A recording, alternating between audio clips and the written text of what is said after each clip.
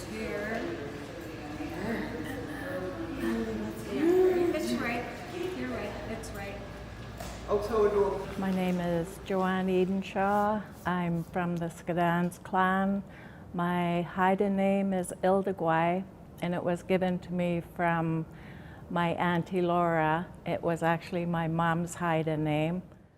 When I moved from Prince Rupert to Vancouver, I was a single mom, so I went back to school, and I was going to school at the Native Ed College, and we were offered different cultural programs that we could take while we were going to school there.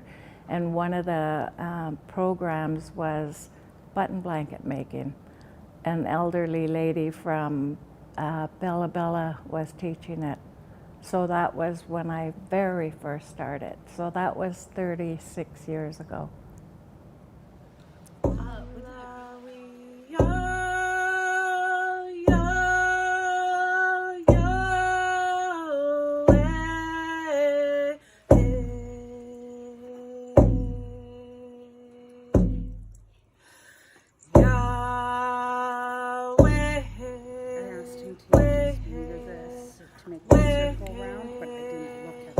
You know what you could do though, if it doesn't match up perfect, yeah, there you go.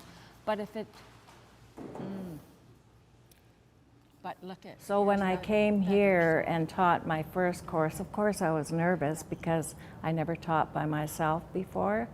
But I mean, it's working with your own people, you know, and everybody's so eager to learn and to make a blanket for themselves or for whoever they're going to gift it to.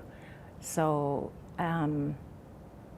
yeah, it's a different feeling when you're teaching than when you're a student, you know, because what I was taught is when you know something that has to do with your culture, then teach it.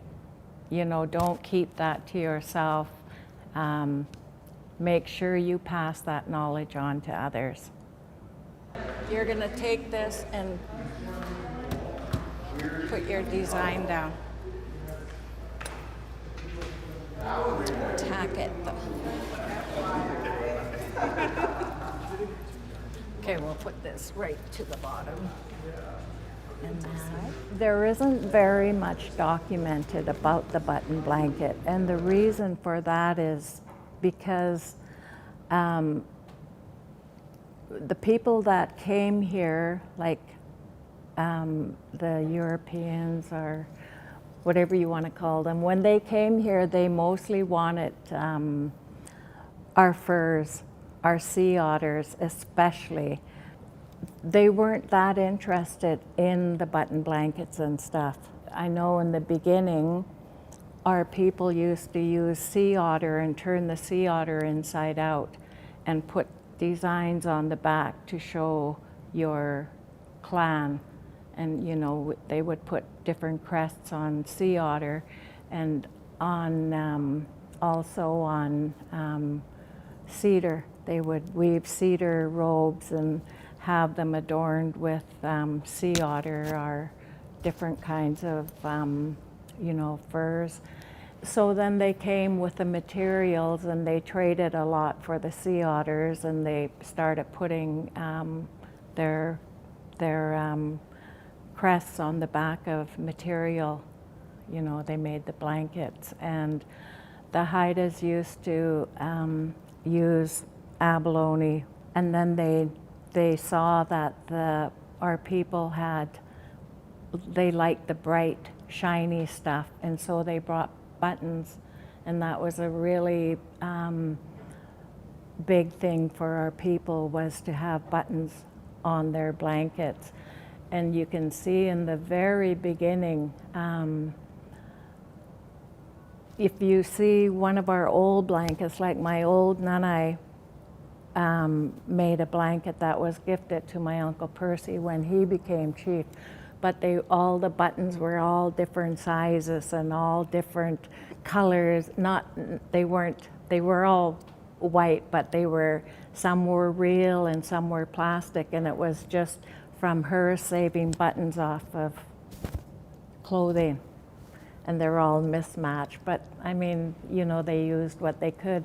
And then, you know, it was kind of like a sign of wealth for our people back in those days to have buttons all over their regalia. But now you see everybody's regalia is just full of buttons. It's so different from when we were younger. When I was a teenager, we never had anything like that. So now you see all the dance floors are full of kids dancing, and especially in Masset, there's this massive dance group there, and it's being taught by Dawn Edenshaw and Carrie Cardy, and I think that's so beautiful to see the young ones leading their dance group, you know. Yeah, in the future I'd like to see the whole dance floor full of blankets and regalia, you know. When people get up to dance, it's just an amazing feeling to be dancing with your own people, and especially when you have regalia on. You know, it's such a beautiful, beautiful feeling.